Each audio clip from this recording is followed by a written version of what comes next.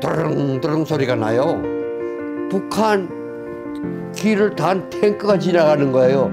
인민군이 쳐들어왔구나 하는 것을 그때 알았습니다. 3일간만 배 타고 있으면 집으로 올 수 있다 하는 이 이야기를 듣고 그 배에 승선하게 되었습니다. 뭐 3일 후에 다시 돌아올 거니까. 안 찾은 게 아니고 한 번도 잊은 적이 없다. 그 할아버지도 희망이 많았어요. 영어도 못하시는 할머니 할아버지들이 이산가족일을 죽을 때까지 앞장서서 일을 하시다가 돌아가셨구나. 그것을 알리고 싶습니다.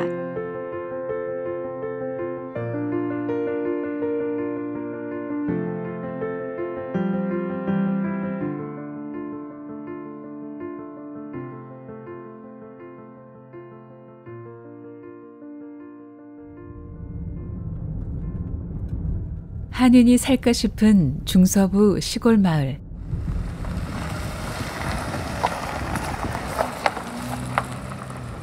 안녕하세요.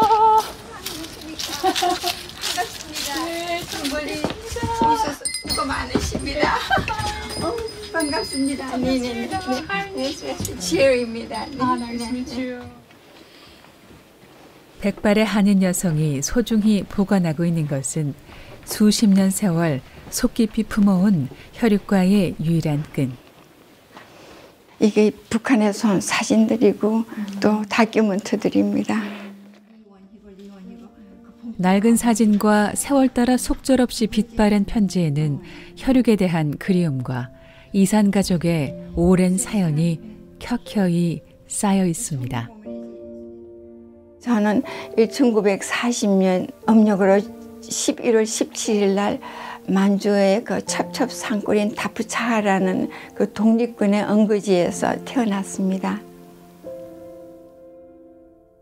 아버지는 만주 땅에서 도로를 만들고 독립군에게 무기와 음식을 제공했던 이 지역 영웅이었습니다.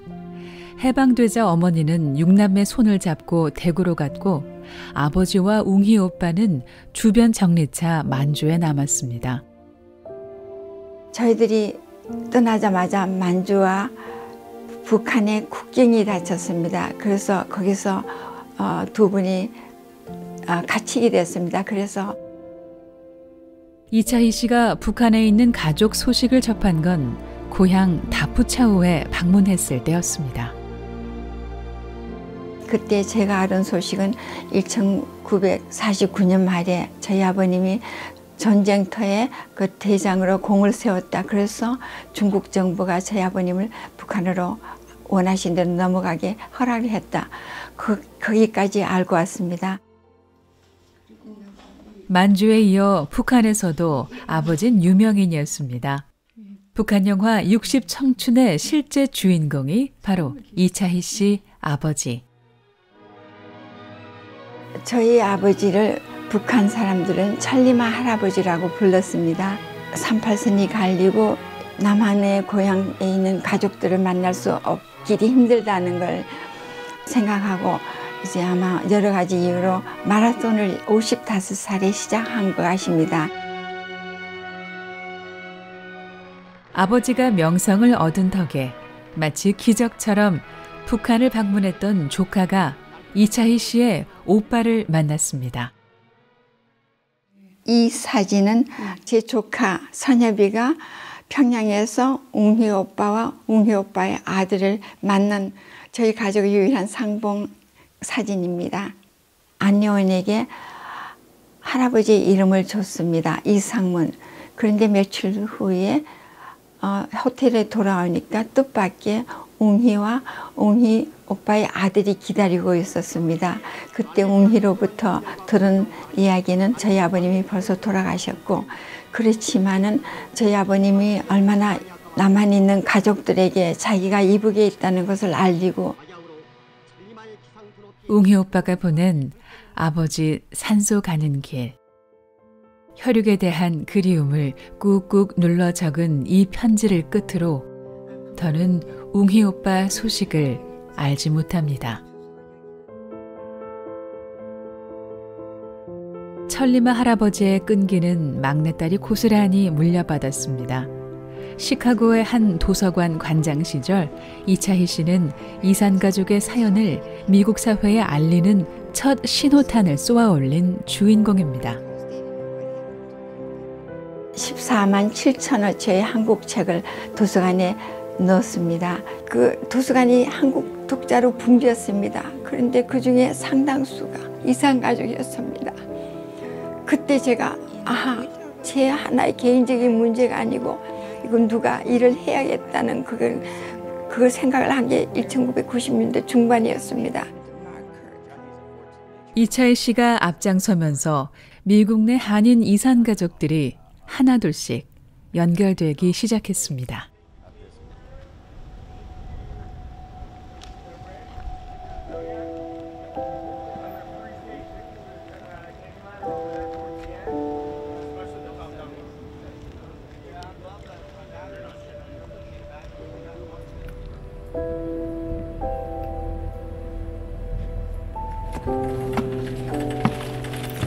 배 승선하려고 올라가는데 숨이 가빠서 도저히 그 이상 참을 수가 없었습니다. 간신히 참고 하다가 흥남 철수 작전 이후 72년 만에 빅토리아호에 오르는 송윤재 씨. 뛰는 것도 괜찮고 얼마든지 활동할 수 있는 사람인데 그날따라서 도저히 숨을 못 쉬겠는 거예요. 기억은 흐려져도 몸은 그날의 고통을 생생히 기억하고 있는 건지 17 소년이 백발 노인이 될 만큼 세월이 흘렀어도 그날의 상처는 단 한치도 줄지 않았습니다. So please, you want some water? No, it's okay. I just nervous. Don't be nervous. You're among friends. I just remind me of when I came from north. I know. It brings back. Yeah. Brings back some. 71 years. Yes. Yeah, I understand, sir. 한국전쟁 당시 흥남 철수작전에 투입돼 피란민을 대피시켰던 레인 빅토리호. 지금은 임무를 마치고 퇴역한 채 오랜 휴식을 취하고 있습니다. 1950년 12월 송윤재 씨는 레인 빅토리호의 쌍둥이 격인 메르디스 빅토리호를 타고 피란민 행렬에 올랐습니다. 3일간만 배 타고 있으면 다시 집으로 올 수 있다 하는 이 이야기를 듣고 저희 가족 전부 배를 타려고 나와보니까 어마어마한 사람들이 모여가지고 그 배 타려고 응집하고 있었습니다. 배에 실린 군수물자를 버리고 피란민을 태웠던 메르디스 빅토리호. 이 기적의 배에 집을 떠나 있던 형들과 누나는 함께 오르지 못했습니다. 그때 당시에 우리 큰형님하고 둘째 형님은 인민군대에 나갈 연령이었습니다. 집이 없으면 사람을 못 찾으니까 못 갈 거 아닙니까? 그래서 형님 두 분이 가는데 작은 누님이 같이 따라가가지고 네가 가지고 오빠들 밥이나 해줘라. 그런데 우리는 후퇴한 거예요. 이게 배에 오른 겁니다. 살기 위해 배에 매달렸던 17 소년은 갑판 위에 몸을 웅크린 채 숨만 쉬며 버텼습니다. 전혀 몰랐어요. 이게 무슨 배인지 남한 배인지 북한 배인지 이것도 모르고 기억나는 것은 배고파서 저희가 가져온 그 소장조림, 소고기 장조림 그걸 부모님이 주시는 걸 먹은 기억 그리고 내 동생과 조카들하고 같이 있었기 때문에 그 식구끼리만 이야기하고 그 외의 상황은 전혀 기억이 안 나요.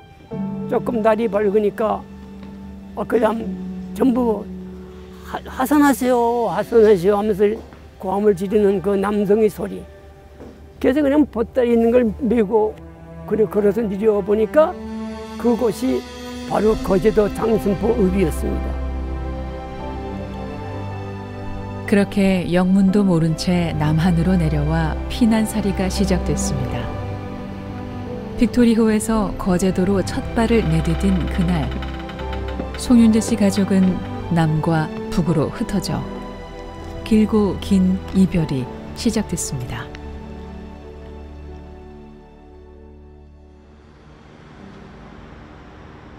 며칠이면 다시 돌아온다고 철석같이 믿고 메레디스 빅토리호에 올랐던 또 다른 이산 가족. 3일만 있게 되면은 다시 들어온다고 얘기를 했어요. 그러니까 아무 준비도 없이 그 엄동설 안에 그냥 밥을 그냥 이렇게 해놓고 숟가락만 가져온 것이 그냥 그게 이제 마지막이었습니다. 우리 형주 형님은 그때 이제 관절염이 몹시 심했습니다. 그래서 형님은 그냥 집에 있으라고 그렇게 된 거죠. 무릎 아픈 셋째 형님을 고향집에 남겨두고 왔는데 빅토리호는 뜻밖에도 온 가족을 남한에서 내리게 했습니다. 그리고 72년 동안 셋째 형님 자리는 늘 비어 있습니다. 이게 아버님, 어머님 금혼식 때인데 우리 형주 형님은 어디에도 보이지 않습니다. 사진 한 장 없고 아는 건 이름과 생일뿐. 그래도 어렴풋이 기억하는 동요 하나가 형님과의 추억을 이어줍니다.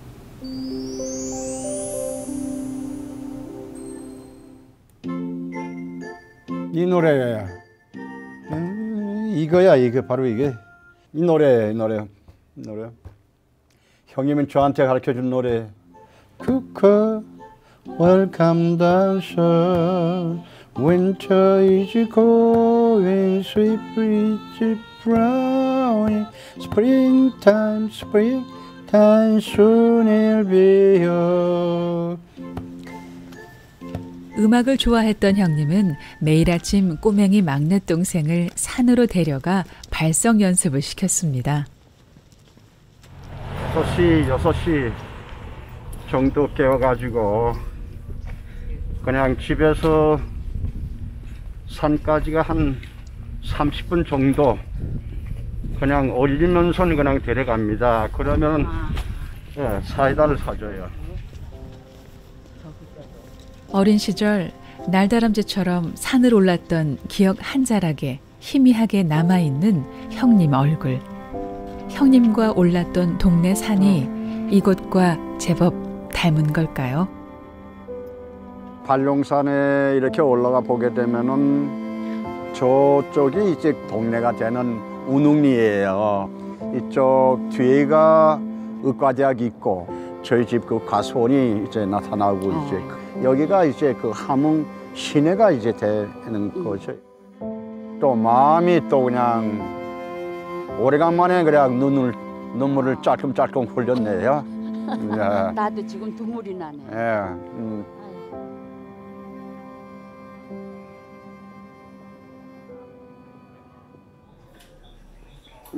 혹시 저 지금 살아계신 분이 누구 있는지 혹시 조금 알 수 없을까요? 조카들. 예. 그럼 내가 저 주소를 드릴 테니까. 오늘은 전화 섭외가 꽤 순조로운데요. 부모님이 살아계셨고 또 그 거기다가 자손이 있다. 그러니까 아주 완전히 그 저 직계가 좋은데. 최창준 씨는 요즘 이산 가족들 사연을 영상으로 제작하는 일에 푹 빠졌습니다.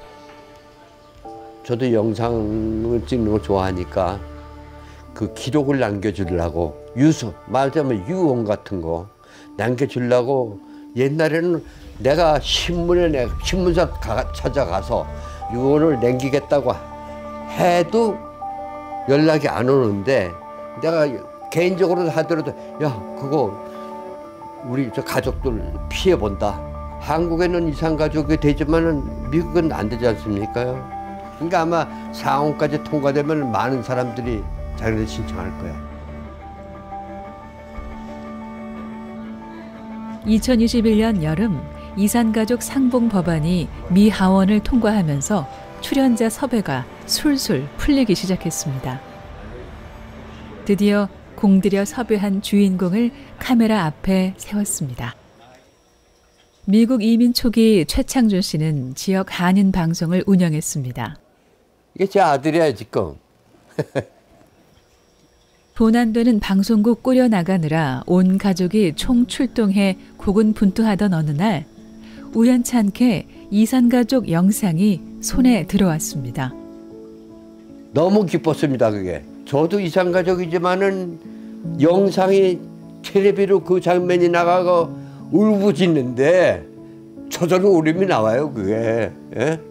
부모님들 자꾸 반갑다고 껴안고 그러는데 어째 제가 보람을 안 느끼겠어요. 너무 좋았습니다 그 당시에는.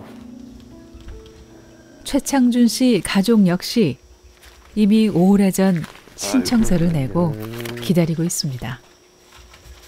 예, 저 집사람이 동생의 이북에 있다고 그래서 이게 작성된 그 서류입니다 이게. 예.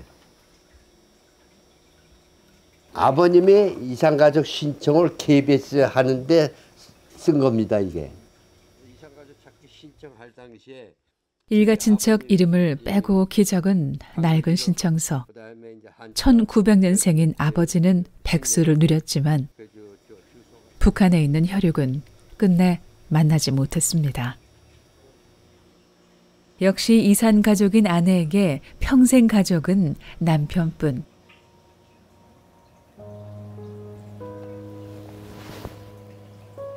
오케이. 한 번 더 줘? 그만 먹어. 못 마셔?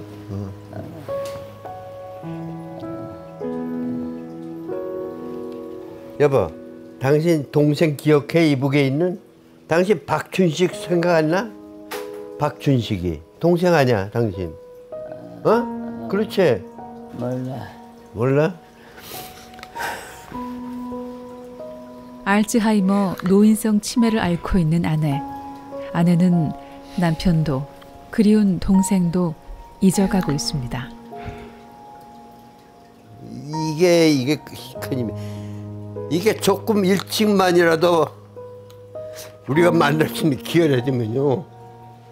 이런 상황이 모른다고요. 알아야 돼. 예? 알아야 돼. 아니 알아야 되는 것보다 일찍 했으면은 이산가족을 했으면은 당신도 이름을 안 잊어버렸을 거고 만날 기회가 있었을 거 아니야. 어? 이 이산가족의 이런 아픔을 모르세요.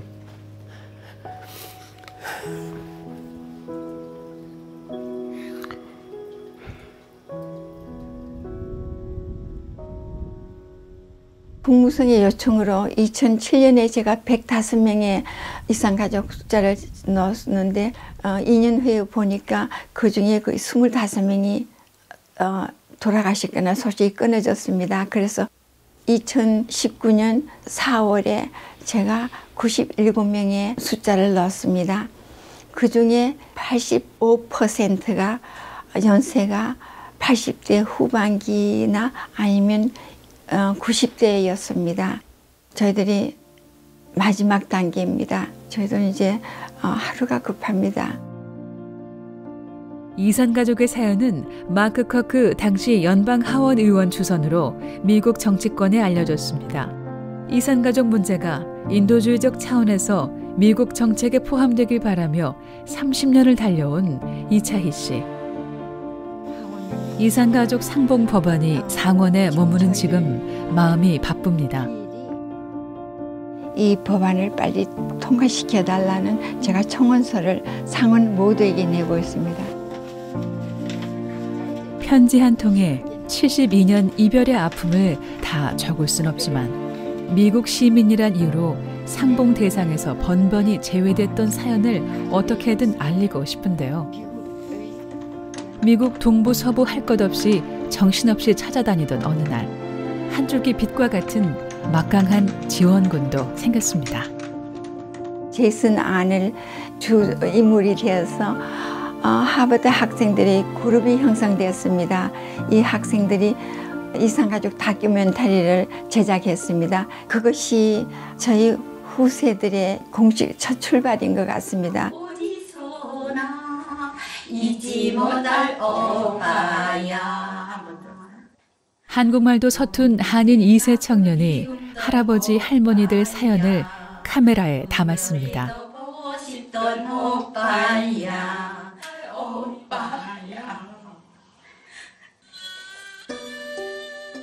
제작 기간 5년, 십시일반 힘을 보탠 봉사자들만 100여 명. 그러니까 놔두고 다큐멘터리를 만드는 동안 이산가족 1세대 17명을 인터뷰했습니다. 집에 나가. 이 스토리를 알려줘야겠다라는 결심을 들었어요. 그리고 그 남북한에 대한 이산가족 문제는 온 세계는 알잖아요. 근데 이 재미교포 이산가족 분들이 그 스토리가 좀 덜 알려지기 때문에 그 다큐멘터리를 만들고 싶었어요. 네.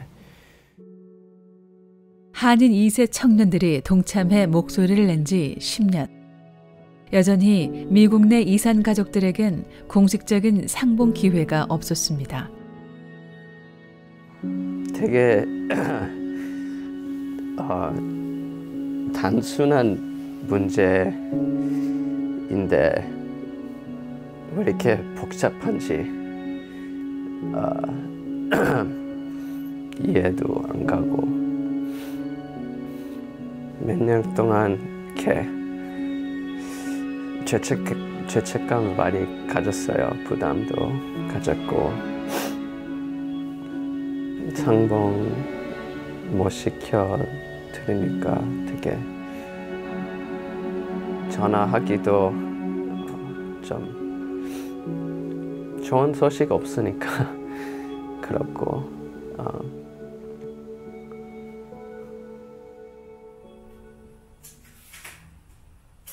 분단 이후 태어나 북한에는 가본 적도 없는 이경은 씨.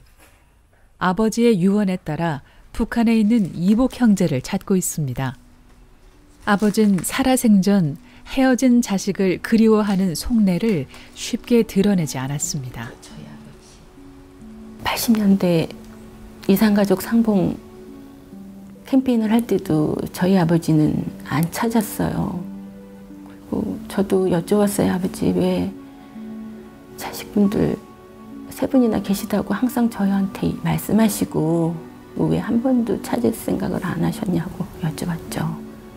근데 그때 한숨만 이렇게 푹 쉬시더라고요. 과거 미군을 위해 일했던 경력이 피해를 줄까 봐 아버지는 북한에 있는 자식을 찾지 않았습니다.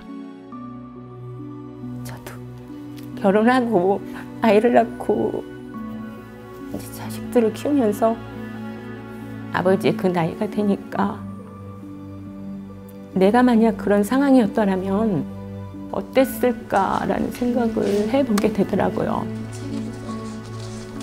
경은 씨가 언니 오빠들 이름을 정확히 알게 된 건 미국에 온 뒤 호적 등본을 떼고 나서였는데요. 첫째 이복 오빠, 둘째 이복 오빠, 그리고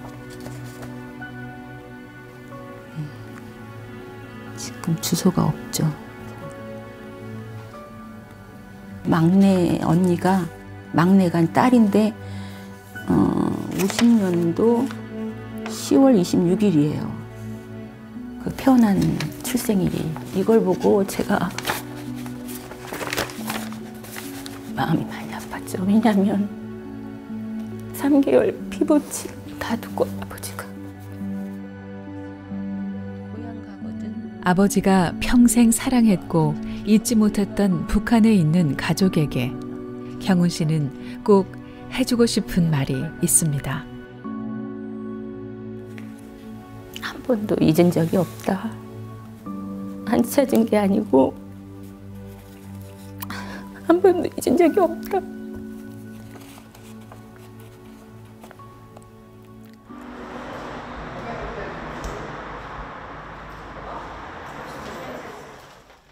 LA 지역 한인 이산 가족들이 모처럼 모였습니다.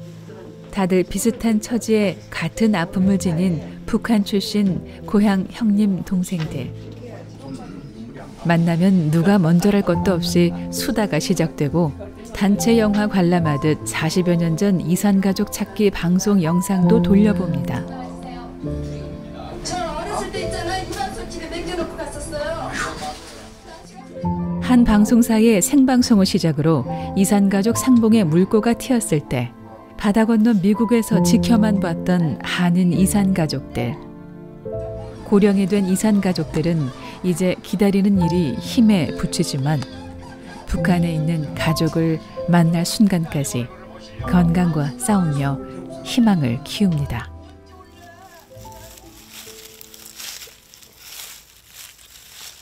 파가 올라오고 있습니다. 한겨울을 지난 파입니다 이제.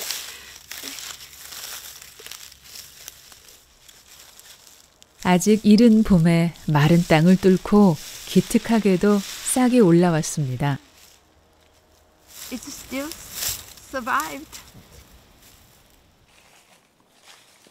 올여름 상원에서도 이렇게 고마운 소식이 오길 기다리는 이차희 씨.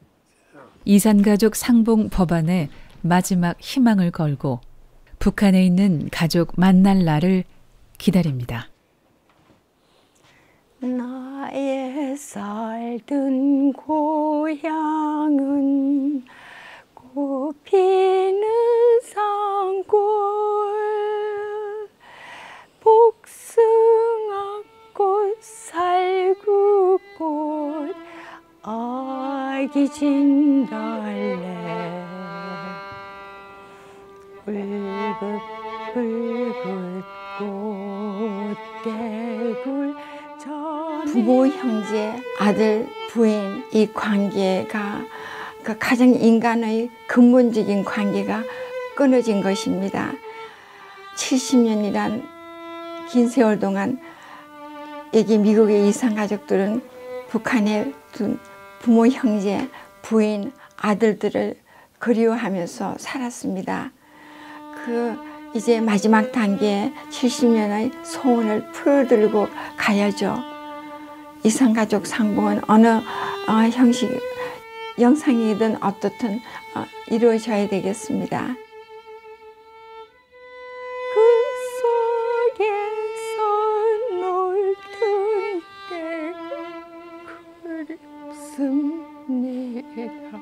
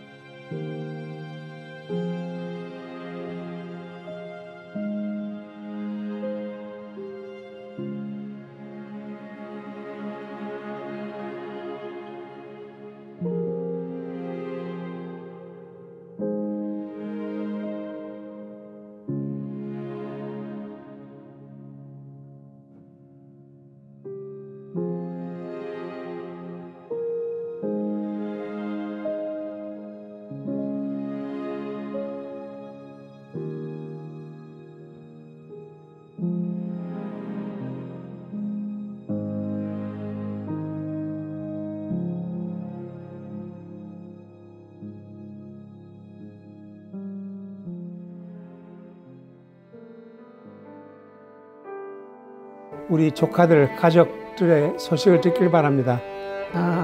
누님 보고 싶은 건 말로 형할 수 없죠. 지금 나이가 많으시니까 사망하셨을 거고 가족이 있다면은 꼭 만나보고 싶습니다. 제 생명이 있는 한 저의 소원입니다.